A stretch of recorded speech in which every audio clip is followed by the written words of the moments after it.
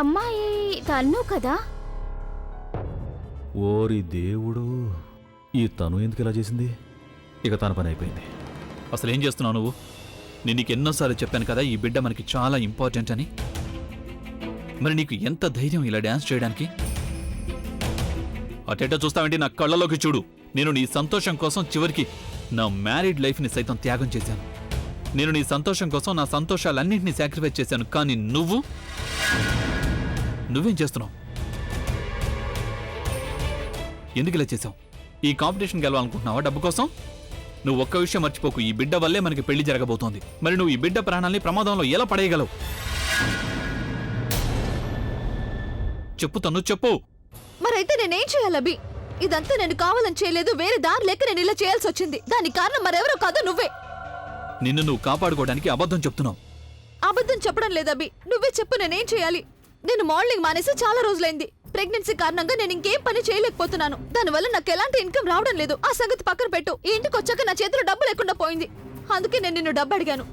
కానీ నువ్వే స్వయంగా హెల్ప్లెస్ గా ఉండటం చూసాక నేను డిసైడ్ అయ్యాను, నాకు నేనే స్వయంగా హెల్ప్ చేసుకోవాలని.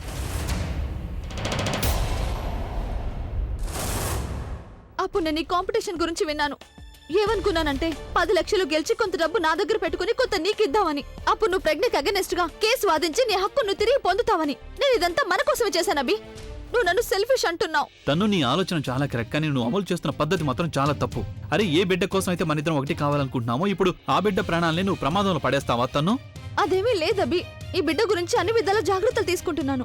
నేను ఇప్పుడున్న స్టేజ్ లో డాక్టర్ నాకు చెప్పారు, బిడ్డ హెల్త్ బాగుండాలంటే నేను కొన్ని టెస్టులు చేయించుకోవాలని. దాని గురించి నాకు కొంత డబ్బు కావాలి. నాకు చెప్పుండాల్సింది కదా. నాకు తెలుసు నేను కుదరదనే అంటాను, కానీ ఒకవేళ బిడ్డకి సంబంధించిన విషయం అయితే నేను ఎలాగోలా ఎక్కడి నుంచైనా డబ్బు తెచ్చేవాడిని కదా. చివరికి దొంగతనం చేసి ఉండేవాడిని, కానీ డబ్బు మాత్రం ఇచ్చేవాడిని కదా. ఐఎమ్ సారీ, నేను ఇదంతా మన బిడ్డ కోసమే చేశాను, కానీ నేను సెల్ఫిష్ ని కాదబ్బి. అబద్ధం. తన్ను అన్ని అబద్ధాలే చెప్తోంది. ఇందులో నా తప్పేమీ లేదబ్బి. తప్పేమైనా ఉంటే అది ప్రజ్ఞదే.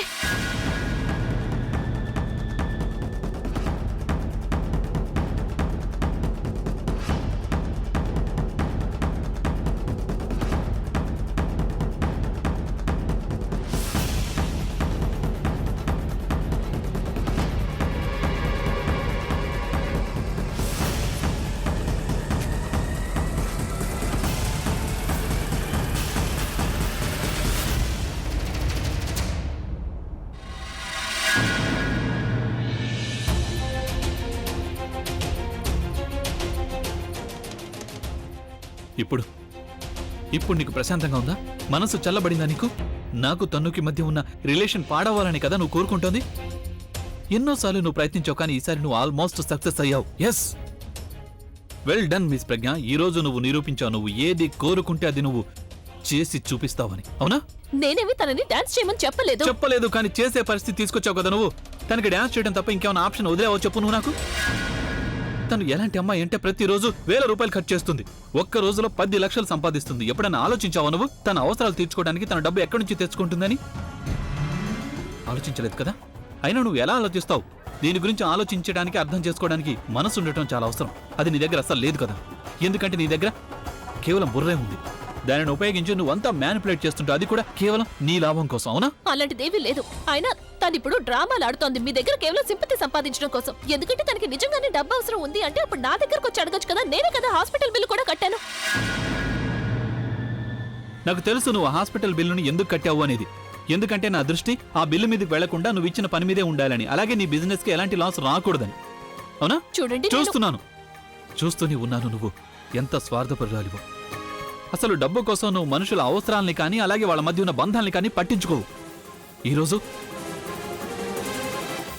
ఈరోజు నువ్వు అన్ని హద్దుల్ని దాటేశావు. నాకు తన్నుకి మధ్య దూరాన్ని పెంచడం కోసమని నువ్వు ఆ బిడ్డ ప్రాణాన్ని ప్రమాదంలో పడేశావు. నేను బిడ్డ విషయంలో నా ఫుగ్గికి మాటిచ్చాను, నేను ఆ బిడ్డకి ఏమీ కాకుండా జాగ్రత్తగా చూసుకుంటానని. రోజు రోజుకి నువ్వు చేస్తున్న ఈ చేష్టలని ఎంతగా చూస్తున్నానో నీ మీద నాకు అంతగా ద్వేషం కలుగుతోంది. అయినా ఏమనుకుంటున్నావు నువ్వు? నాకు తన్నుకి మధ్య నువ్వు దూరం పెంచుదాం అనుకున్నావా? మా రిలేషన్ని పాడు చేద్దాం అనుకున్నావా? లేదు. ఎందుకంటే ఏ టైంలో అయితే ఎవ్వరూ నాకు తోడుగా లేరో ఆ టైంలో తనొచ్చి నా పక్కన నిలబడింది. ఇక ఇప్పుడు నేను తన తోడుని ఏమాత్రం వదిలిపెట్టాను.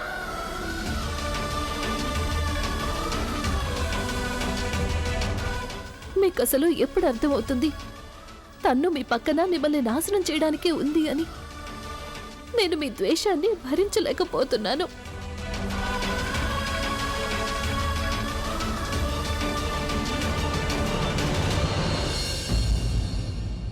మిస్టర్ అభి పదండి.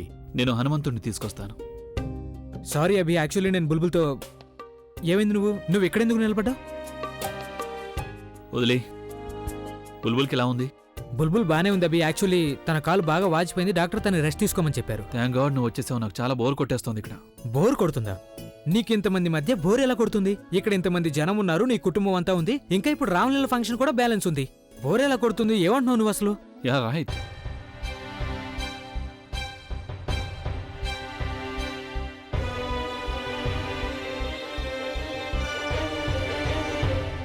మీరు స్పీచ్ ఇచ్చే టైం అయింది. మిస్టర్ ప్రమోద్ మిమ్మల్ని రమ్మని పిలుస్తున్నారు. దేని గురించి స్పీచ్? స్పీచ్ దేనికి ఇవ్వాలి అంటే నేను మీకు ముందే చెప్పాను కదా, రామలీల ఇంట్రొడక్షన్ స్పీచ్ ని మీరే ఇవ్వాలి అని. చెప్పావు, కానీ ఇప్పుడు నాకు మూడ్ లేదు. మూడ్ లేదంటే ఏంటి మీ ఉద్దేశం? నేను స్పాన్సర్స్ కి ప్రామిస్ చేశాను మీరు ఈ స్పీచ్ ని ఇస్తారు అని. ఏంటి, నువ్వు వాళ్ళకి ప్రామిస్ చేసావా? ఓహో వావ్. ఒకవేళ నువ్వు ప్రామిస్ చేసావంటే నువ్వే ఇవ్వు. నేనెలా ఇస్తాను?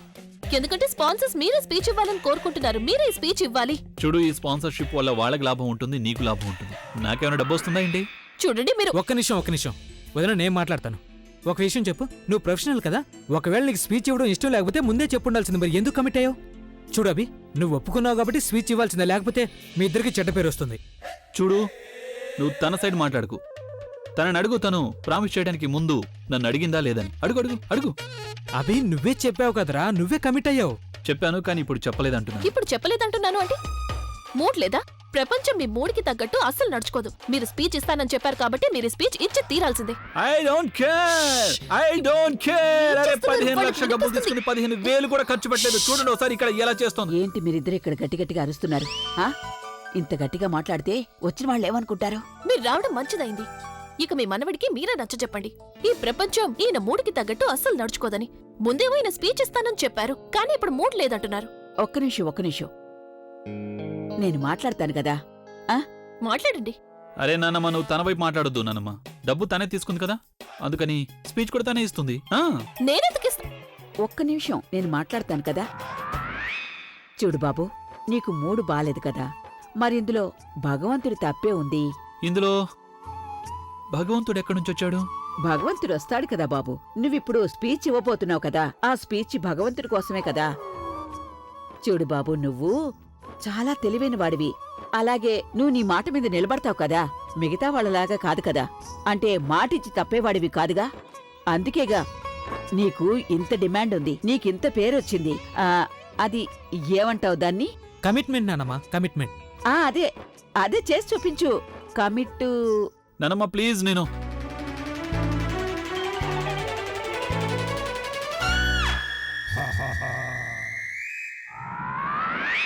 స్పీచ్ ఇవ్వాలని మీరు కోరుకుంటున్నారు కదా, అందుకే నేను స్పీచ్ ఇస్తాను. And my speech will leave everyone speech less.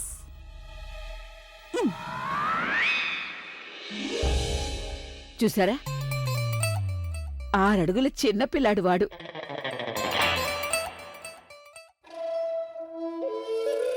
మొత్తం ఊరంతా నాకు తోడుగా ఉంది అంటే అది వేరే విషయం. నువ్వు నాకు తోడుగా ఉన్నావంటే అది వేరే విషయం. అంటే దీని అర్థం నా పని పూర్తయిపోయింది, నీ పనే మిగులుంది. ప్రజ్ఞని ఇక్కడికి తీసుకురా. ఎప్పుడు? రామలీలలో ఆఖరి సీన్ జరుగుతున్నప్పుడు, రాముడికి రావణుడికి యుద్ధం జరుగుతూ ఉన్నప్పుడు. అప్పుడు నువ్వు స్టేజ్ మీద ఉంటావు కదా, పని ఎలా పూర్తి చేస్తావు? నువ్వు నా గురించి కంగారు పడకు, నీకు చెప్పిన పని చెప్పినట్టు చెయ్యి, అంతే చాలు. ఇంతకీ ఏం చేస్తావు? అందరూ కూడా వంటికాలి మీద నడిచి వెళ్తున్నారు, రెండోది కూడా తోడైంది అంటే భలేగా ఉంటుంది. నువ్వు నా గురించి కంగారు పడకు, ఇది విజయ్ వేసిన ప్లాన్. ప్రజ్ఞ మీద ఎలాంటి దాడి జరుగుతుందంటే ఇంతటితో తన కథ అంతం.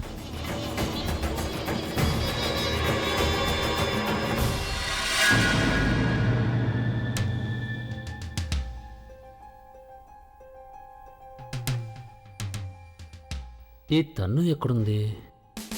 నన్ను పైకి రమ్మని చెప్పి తను ఇంకా రాలేదేంటి? ఒకవేళ ఎవరైనా పరామర్శించడానికి తనను ఆపుంటారా? అదే అయి ఉంటుంది. I should wait. ఒక్క నిమిషం. ఇలా కూడా అయి ఉండొచ్చు కదా, తను నాకు అబద్ధం చెప్పిందేమో. దాండియా నుంచి అలాగే తన నుంచి నన్ను దూరంగా ఉంచాలనుకుందేమో. ఒకవేళ అదే నిజమైతే నేను తనని అస్సలు వదలను. నేను తనకి ఎంత ఎక్కువ స్పేస్ ఇస్తున్నానో తను అంత అవకాశంగా తీసుకుంటోంది నన్ను. కానీ ఇక చాలు. ఇక నేను అస్సలు భరించలేను.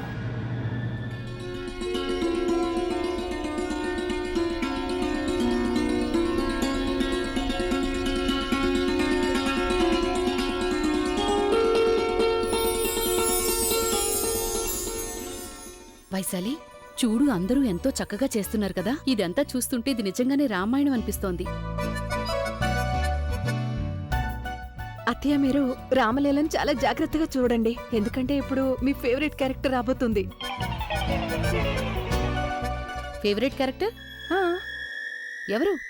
రావణుడి చెల్లెలు శూర్పణఖ. అమ్మమ్మ అమ్మమ్మ, ఏంటమ్మా ఇప్పుడేమవుతుంది? అమ్మా ఇప్పుడు ఆ శ్రీరాముడి వనవాసం. లేదండి, మీరు కైకేయి ప్రసంగాన్ని పూర్తిగా మర్చిపోయినట్టున్నారు. అబ్బా నాకు తెగ బోర్ కొట్టేస్తోంది. మధ్యలో ఏదైనా రాక్ పర్ఫార్మెన్స్ ఉంటే బాగుంటుంది కదా. అందరికీ కొంచెం ఎనర్జీ వచ్చేది కదా. చూడు అందరూ ఎలా నిద్రపోతున్నారు. ఎనర్జీ వస్తుంది, రాక్ పర్ఫార్మెన్స్ కూడా ఉంటుంది. సూపర్. కనీసం ఒక్క మంచి పని చేసావు నువ్వు. ఇంతకీ ఎప్పుడొస్తుందో పర్ఫార్మెన్స్? ఇప్పుడు ఇంకా కాసేపట్లో. శ్రీరాముడు లంకకి వెళ్లే టైంలో వానర సైన్యం మొత్తం అంతా కూడా కలిసి రాక్ తో బ్రిడ్జ్ తయారు చేస్తుంది. అదే రాక్ పర్ఫార్మెన్స్ అయింది కదా. నువ్వు ఇలాంటి కథలన్నీ ఇక్కడ వాళ్ళకి చెప్పకు. విన్నారంటే రాక్స్ వేస్తారు మొహం మీద. నీ కార్యక్రమం ఇంకెంతసేపు ఉంది? మరో 2 గంటలు మాత్రమే. మరో 2 గంటలు అంతేనా? సూపర్. అంటే దీని అర్థం నేను ప్రశాంతంగా నిద్రపోవచ్చు. ఇలా చూడు, ఈ కార్యక్రమం పూర్తి అయిపోయేంత వరకు నన్ను అస్సలు నిద్రలేపోతు. Welcome to rock music. Ramlila జరుగుతోంది అంటే దాండియా పూర్తయిపోయింది. తన్ను నాకు అబద్ధమే చెప్పింది, ఫోన్లు చేసింది నన్ను. అసలు తను ఎక్కడుంది? అభి అయితే ఇక్కడే ఉన్నాడు, మరి తన్ను ఎక్కడికి వెళ్ళింది? ఎక్స్క్యూజ్ మీ, తన్నుని ఎక్కడైనా చూసారా? తన్ను మేడం, ఆవిడ పాపం చాలా బాధపడ్డారు. ఎందుకంటే అభి సార్ ఆవిడ్ని అందరి ముందు తిట్టారు. అభి తిట్టాడా? కానీ ఎందుకు? యాక్చువల్లీ తప్పంతా తను మేడందే. ఆవిడ ప్రెగ్నెంట్ గా ఉండి కూడా దాండి ఆడుతున్నారు. సార్ అది చూడగానే సార్కి చాలా కోపం వచ్చింది. ఇప్పుడు తన్ను ఎక్కడుంది? పైన గదిలో ఉండుంటారు. Thank you so much.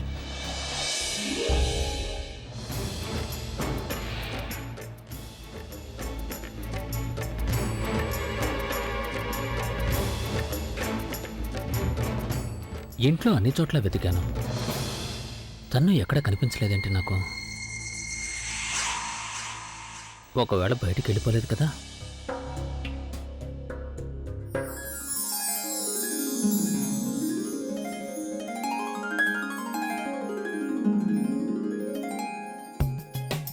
నా ఫోన్ ఎక్కడ పెట్టాను?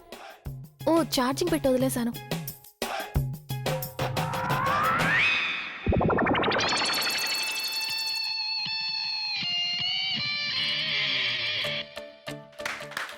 నువ్వేంటి చెప్పట్లు కొడుతూ నిలబడ్డావు? చూడు, మీ బాస్ పడిపోతున్నారు. ఎక్కడ? అక్కడ. Oh my god sir! Sir sir sir sir sir sir చాలా విచిత్రమైన మనిషి.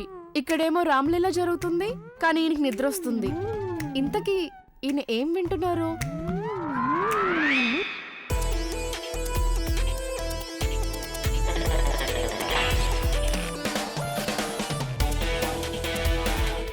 రామ్లీలలో రాక్ మ్యూజిక్ చాలా తప్పిది. భగవంతుడా, ఈయన మీద కోపం తెచ్చుకోవద్దు. ఏదో ఒకటి ఆలోచించాల్సిందే. ఇప్పుడు ఏం చేయాలి? ఐడియా. నేను ఒక పని చేస్తాను. నేను నా ఫోన్ నుండి సార్ ఫోన్కి భజనలు ట్రాన్స్ఫర్ చేస్తాను. డన్. ఇప్పుడు ఆయన ప్లేలిస్ట్ని ఓపెన్ చేస్తాను.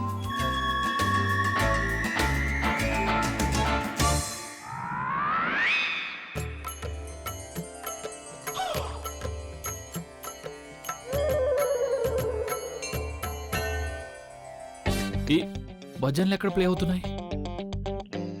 అరే డల్ డల్, నా ఫోన్లో అసలు ఒక్క భజన పాట కూడా కాపీ చేయలేదు. మరి భజన పాటలు ఎలా ప్లే అవుతున్నాయి ఇందులోంచి? సార్, అక్కడ రామ్లీలా జరుగుతుంది కానీ మీరేమో రాక్ మ్యూజిక్ వింటూ కూర్చున్నారు sir, which is very bad. అందుకని మీ ఫోన్లో నేను భజనలు ట్రాన్స్ఫర్ చేశాను.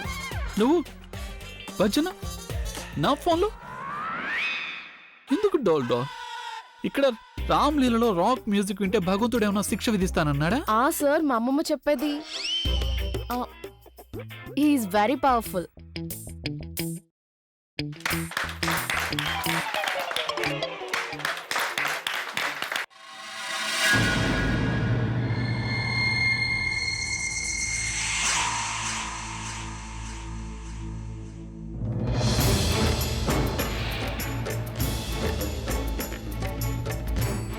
ఓ, నువ్విక్కడున్నావా?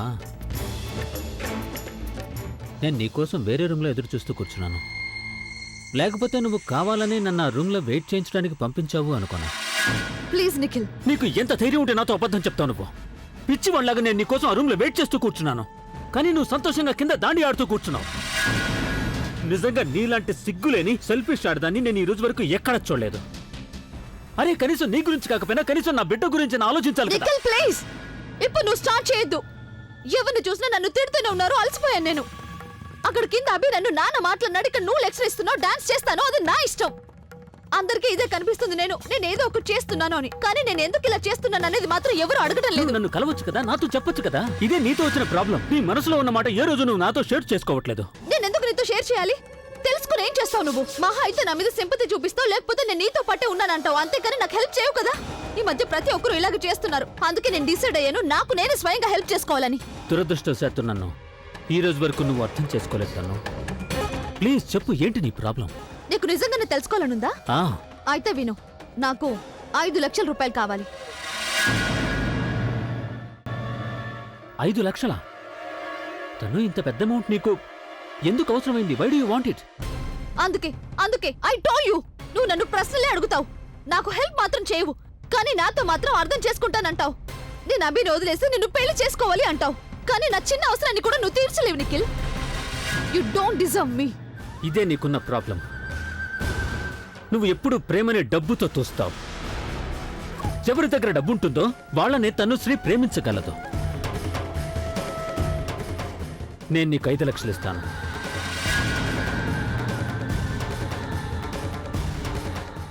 ఇప్పుడు చెప్పు, నువ్వు అభిని వదిలేసి నా దగ్గరకు వస్తావా? చెప్పు తను, నువ్వెందుకు సైలెంట్ గా ఉన్నావు? నువ్వెప్పటికీ శాశ్వతంగా నాకు సొంతం అవుతావా? Nikhil, try to understand. It's not about money, it's about life. లైఫ్లో బాగుండాలంటే మనకు డబ్బు చాలా అవసరం. అందుకే నేను డబ్బు కోసమే అభిని పెళ్లి చేసుకుంటున్నాను. తనని పెళ్లి చేసుకుంటే తన సగం ప్రాపర్టీ నా సొంతం అవుతుంది, సగం డబ్బు నా సొంతం అవుతుంది. ఆ తర్వాత నేను అభిని ఎలాగో వదిలేస్తాను. అప్పుడు నీ దగ్గరకు వచ్చేస్తాను నిఖిల్. మనకి డబ్బుకి ఎప్పుడు ఏ లోటు ఉండదు నిఖిల్. కానీ దానికోసం నువ్వు ప్రజ్ఞని అంతం చేయాల్సి ఉంటుంది. ఎందుకంటే ప్రజ్ఞ అభితో పాటు ఉన్నంత వరకు తను నాకు అభికి పెళ్లి జరగనివ్వదు. తను నాగినిలాగా తన డబ్బుకి కాపలా కాస్తుంది. నేను ప్రజ్ఞని అంతం చేయడానికి నాకు 5 లక్షల రూపాయలు చాలా అవసరం నిఖిల్. ఇక ఎంత త్వరగా ఈ పని అవుతుందో అంత త్వరగా మన ఇద్దరికి పెళ్లి జరుగుతుంది. ఇక నువ్వే డిసైడ్ అవ్వు. నువ్వు నాకు 5 లక్షల రూపాయలు ఇస్తావా లేక ఇవ్వవా అని.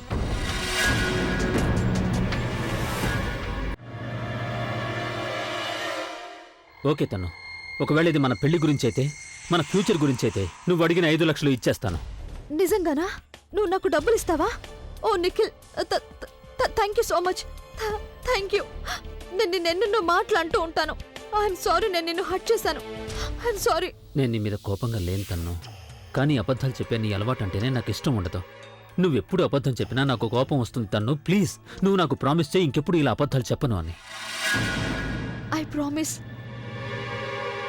Promise my food. 5 లక్షలు ఇస్తా ఉన్నావు కాబట్టి నేను నీతో ఇలా మాట్లాడుతున్నాను. లేకపోతే పెళ్ళేంటి? నేను అసలు నీ మోహం కూడా చూసేదాన్ని కాదు.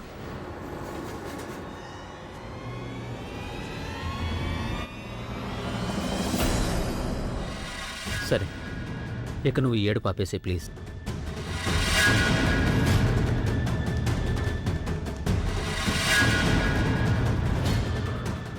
ఇప్పుడు నువ్వు నాకు ఒక స్మైల్ ఇవ్వగలవా?